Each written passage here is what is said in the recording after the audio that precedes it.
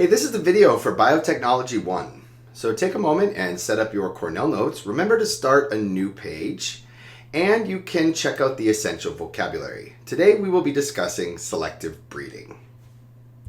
So selective breeding is a process in which humans select a particular trait to manipulate over time. And another word for it is artificial selection. So artificial because it is not natural, and selection because we're choosing a particular trait. So in this case, we're looking at apples, and just assume that red apples are the sweetest. So there is going to be natural variation in the apple offspring. Not every single apple is going to look identical because of the way that apples are produced.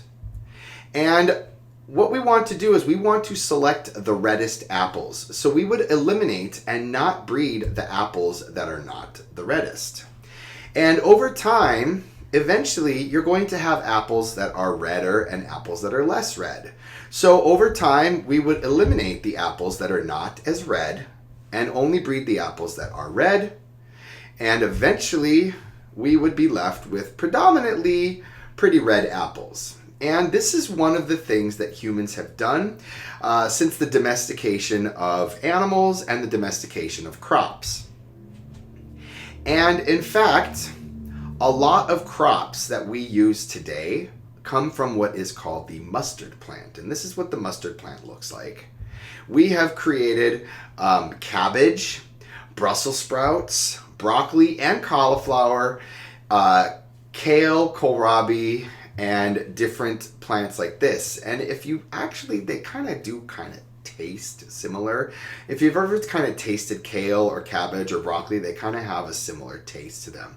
And that's because they all came from the original plant.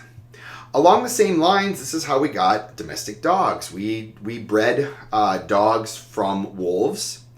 10,000 years ago, our ancestors noticed that some wolves were friendlier and they kind of hung around the human campsites, and those friendly wolves were kept around because they may have protected the humans to get some of the food scraps from the humans.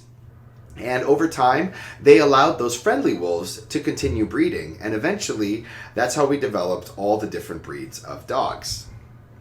So selective breeding has some pros and some cons. One of the pros, it has 10,000 years of experience, so it's been tested. It's very inexpensive. You can basically do it anywhere, on a farm especially, and it requires very little scientific knowledge. One thing that is a con, mutations may occur. Genes may be lost because we are selecting for particular genes. We might lose some genetic variation. And also the results are not guaranteed because there will be natural variation in the offspring. So what I would like you to do is respond to this check for understanding. I want to make sure that you understood what I was explaining to you. I hope that this video was informative. I thank you for your attention, and I will see you soon.